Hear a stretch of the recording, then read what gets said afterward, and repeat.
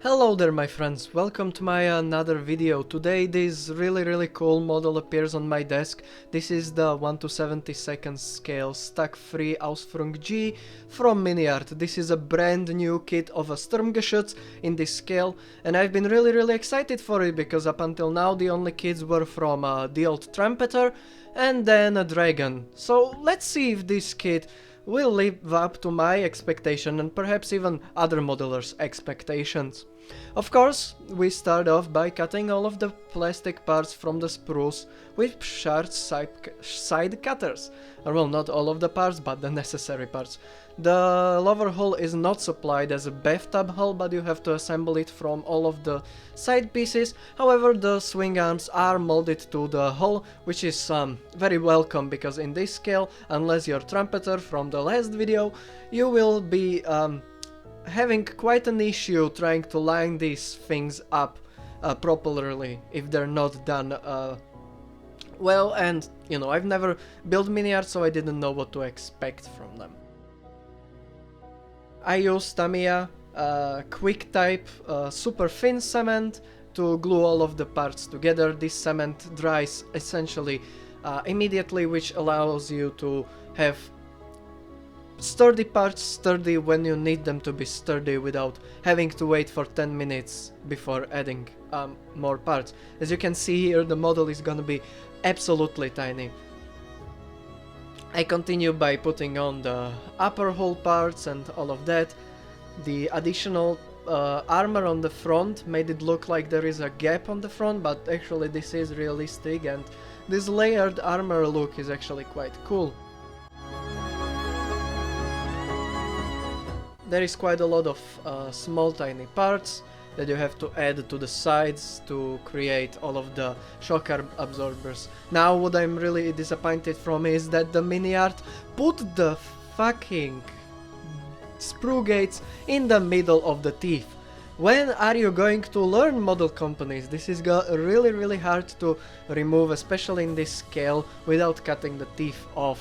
So I just cut the parts out of the sprue, and then the best technique I figured out with this kind of sprue gates is to cut from both sides into a V shape, and this way you should be able to cut the sprue gate out. But it is really annoying because it's hard to clean up, and with such tiny link and length tracks, it's really hard to get them to line up.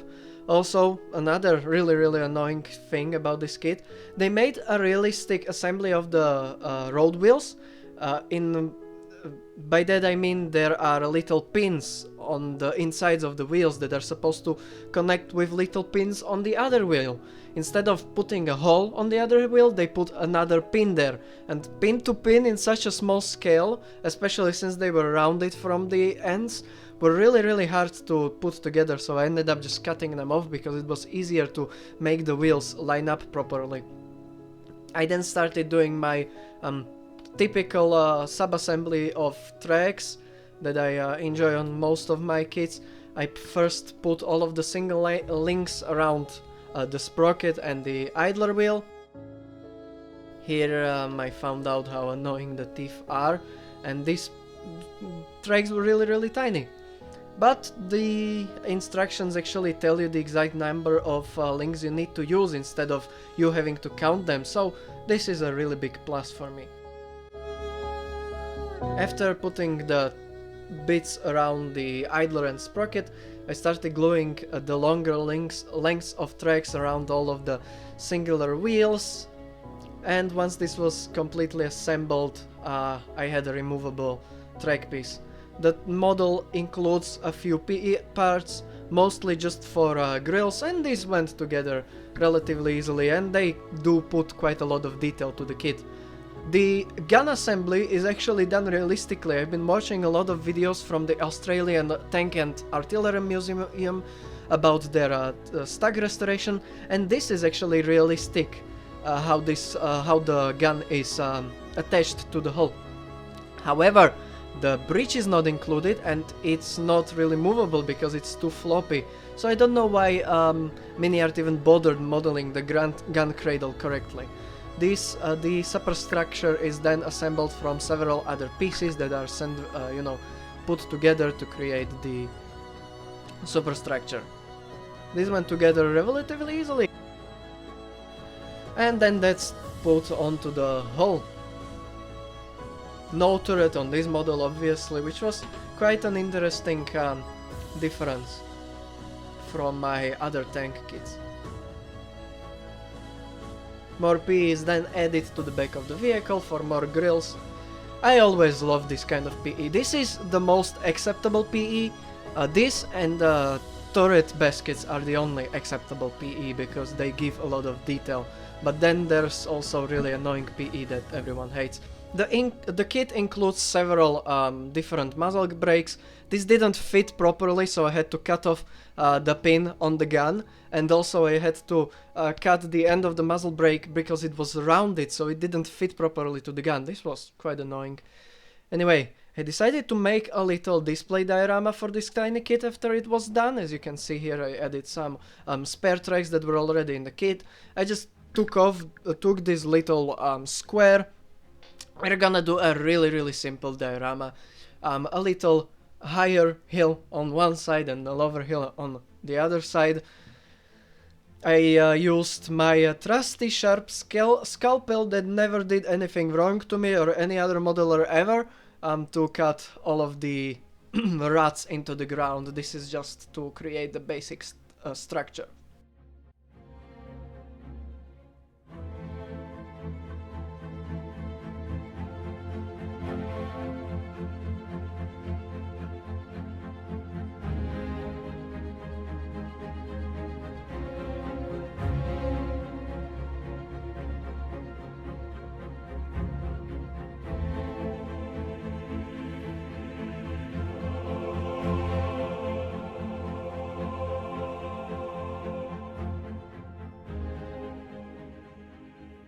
Once the ruts were created, I applied ammo ground paste to the diorama to give it some more grip, because the styrofoam is really smooth and a lot of effects after it struggle really heavily to stick to it. Even this paste did struggle to stick to the styrofoam, but it is made to make the styrofoam more stickable, if it's the word. And the reason for that is I got the VMS Smart Mat. Oh God, holy lord of the modeling community. This is the best thing for making groundwork I've ever tried. But the biggest issues of it is that it struggles to stick. You can see that even with the rougher ground for better sticking, it still struggled to stick with by using something to apply it. So at the end of the day I started applying it with my finger, because it was way easier to do it this way, and it was way easier to spread it. I spread it all over the ground to create texture and ruts and everything else. Later on you will see the model, the diorama have a balsa wood sides that I added off camera. I also put the groundwork over those.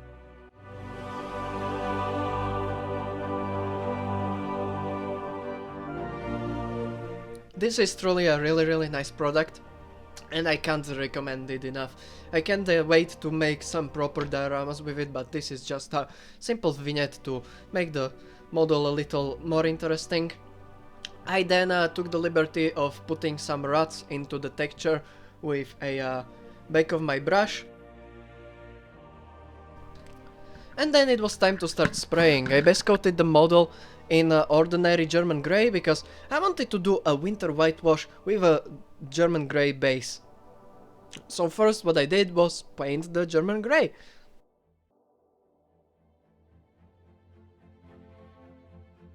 I applied my typical post shading method here, which I really enjoy.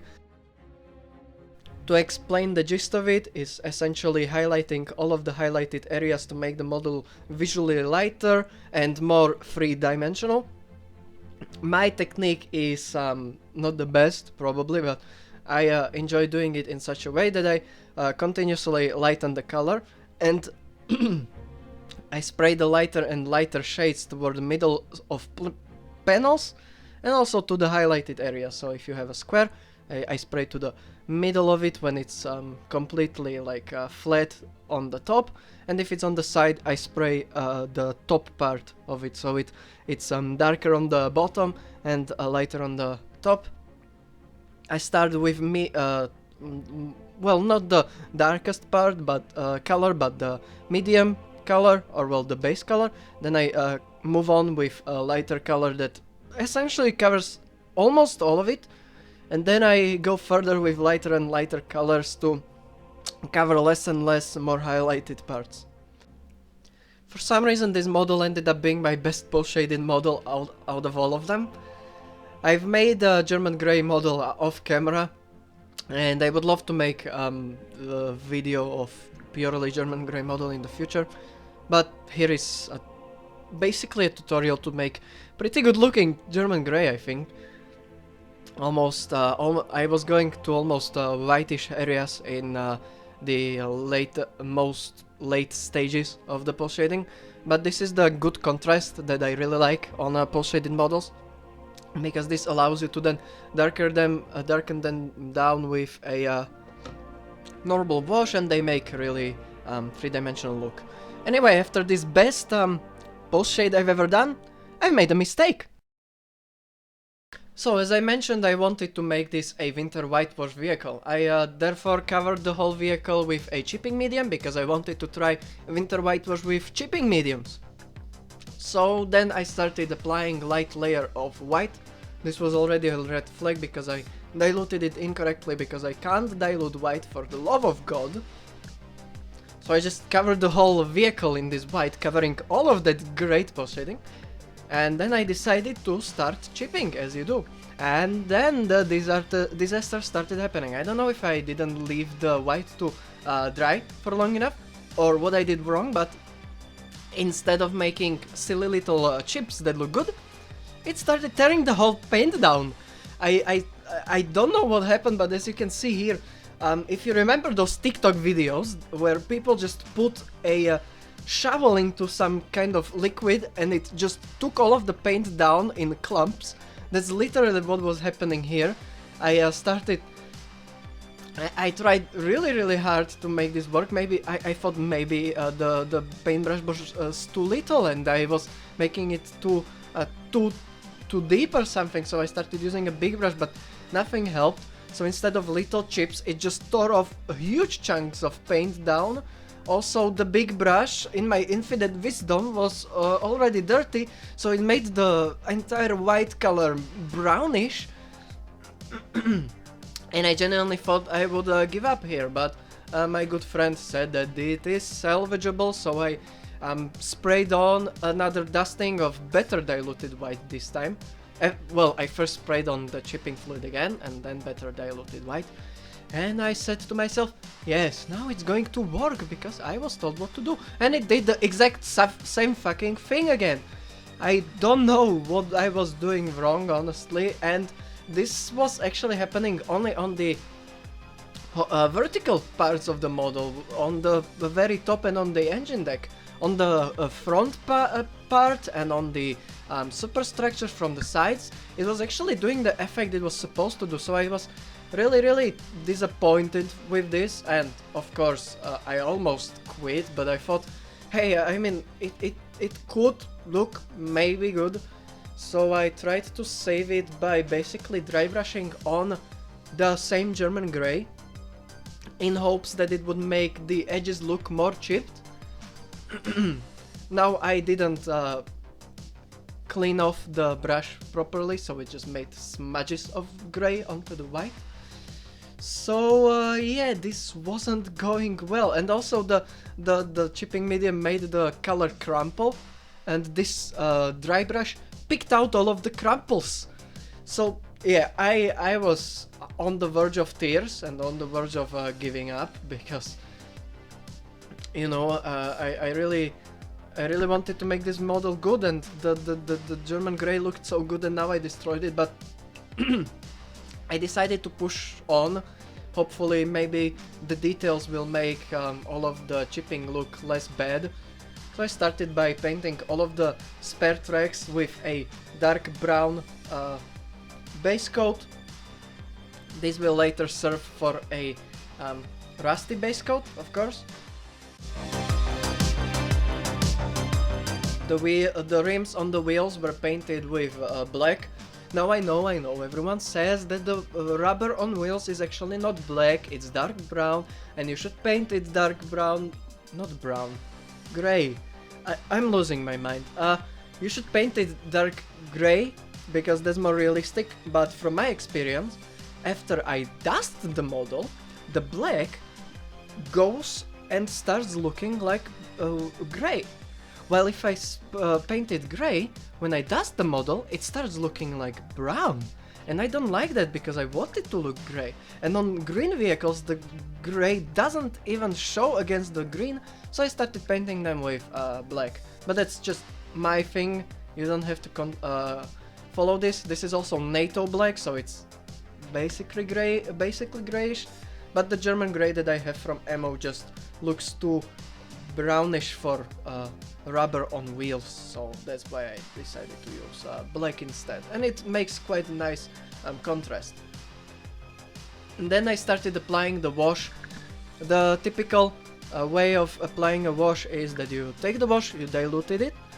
Of course these are enamel washes, so I had to put varnish on the models to protect the base coat and also so the chipping fluid doesn't get reactivated.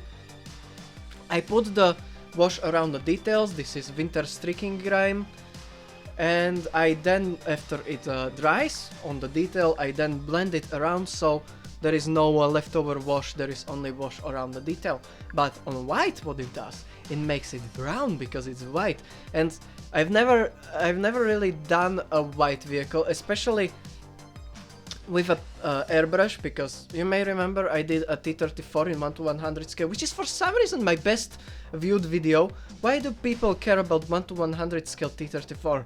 Anyway, after doing this, I took a cotton swab, I put it into a thinner, and I start removing all of the leftover wash. It kind of saved it, but it was very brown, which was quite disappointing, but I thought maybe it'll look good. So I continued on with putting on some rust wash onto the tracks.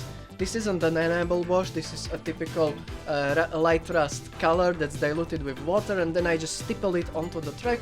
This creates a really nice rusty look on the track, and it's one of my favorite tactics, honestly. I then painted some little details like the unditching wood or something. I think it's wood for the jack. I base coated it in brown, and then I made little squiggles of white buff onto it, and that created a wood texture. And then I got a genius idea. I would do the exact same thing I did on my 1:100 scale T34. So I took white, I diluted it, and then I started stippling it onto the white areas to make them more white and make them look painted on by the crew, because this wasn't done in the factory. This was a field applied cheap paint that would come off at the end of the winter. So I started applying it onto the white areas. And this effect really changed how the model looked. And I'm really happy that it did, because it brought the model this whitewashed look that I was looking for with the chipping fluid. Now I do get that it was probably my fault and I did something wrong, and I really gotta try it again, but as you can see here, I'm actually really happy with how it ended up turning out. So yeah, now we're gonna use my very favorite oil brusher set to make the tank a bit muddy. First I apply the dusty oil brusher onto the top underneath the mud guard and on the bottom behind the swing arms, and then I just spread the oil with my brush downwards and upwards to create sort of a streaking effect onto the hull.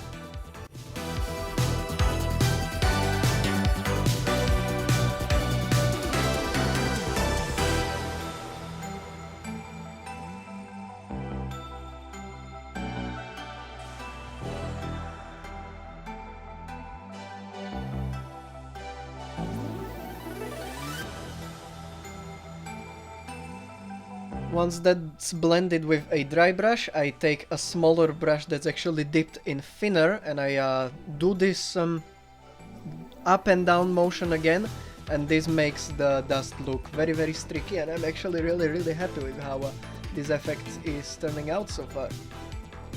And then I just took a darker brown from the oil brusher set, and I started applying it onto the areas where more wet, less dry mud would be accumulated. So that's mostly around the detail and down by the swing arms. I then decided to use the exact same oil brushers on the ground work basically, because the color is actually really good, and that's why I don't prime it. I just straight up put the oil brushers on, and then I spread them around with a paintbrush dipped in a thinner. Here you can see that I already laminated the sides with balsa wood, which was very painful, and I didn't know what I was doing, and there are gaps and it looks really bad, and I forgot to record it as well because, you know, I'm a good YouTuber like that. But as you can see, I covered the sides of the I cut the balsa wood to the shape of the ground, and then I went over it with another layer of the smart mud. Essentially what Night Shift does. Yippee!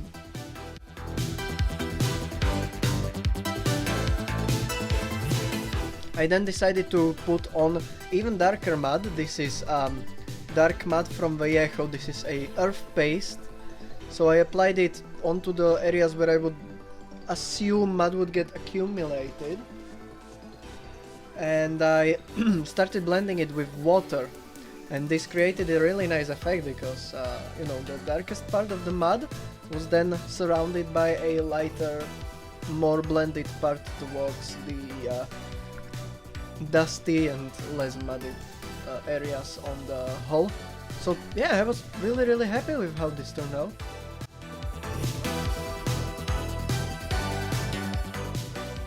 The important part was basically to blend it so it looks a little more natural.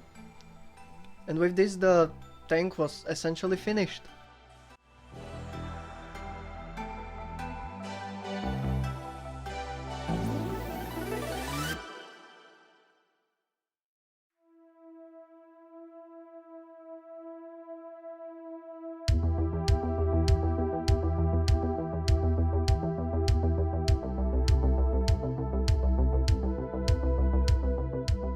I then used the same mud on the groundwork as well, but since when you blend it, it actually produces color, I more or less used mainly the dark color that it created than the texture.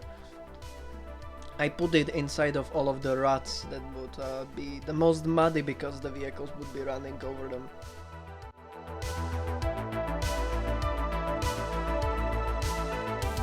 Then I use the self-adhesive tufts because I don't have a static grass applicator, so this is the best way to get standing up grass. Also, this was supposed to be a winter scene, so I just plopped them around randomly.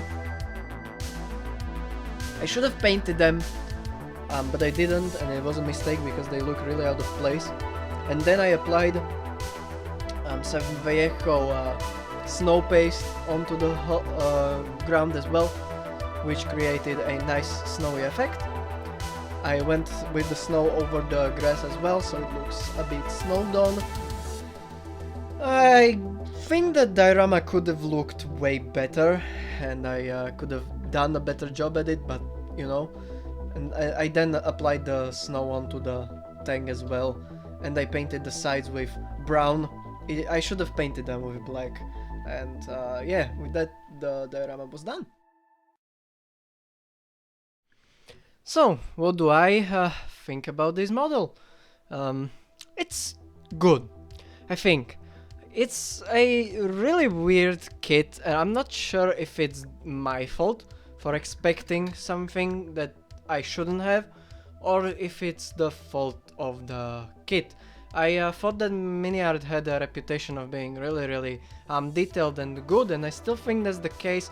I was expecting something along the lines of maybe the speed models detail on this kit, and I just don't think I got that. Now, don't get me wrong, there are weld details on the model, and there is a lot of detail, really, and it's all sharp, but on the other hand, the fitting isn't the best. It's amazing in one part, but it's not the best in the other, and I get that that's the typical model thing, but it is really weird to me because it... how would I explain this? The kit seems like they used an older machine to make it, so that they only test it in a cheaper way, if I make any sense. Like, it doesn't feel like the machine that they used for the kit was the best that they could do. There was a lot of flashing, the detail is sharp, yet it feels really bad. I don't know, it's hard to explain, but still, if you would like to get a Stug in this scale, I would definitely recommend this kit. It's definitely like 7.5 or 8 out of 10 kit. If you want a Stug in 1/72 scale, it's probably the best pick, because the Dragon kits are way too overpriced and no one will change my mind on that. And the Trumpeter kits are old with, you know, rubber band tracks and stuff. So it is a great kit, but do keep in mind that it's got its flaws. But that's for every kit, and this is their first 1/72 scale, so I think I can excuse it. Anyway, if you enjoyed this video, please consider giving me a like, subscribe and sharing this video. If you'd like to support me financially, you can go to my Patreon. I am done with my rambling now. I will see you in the next video. Goodbye!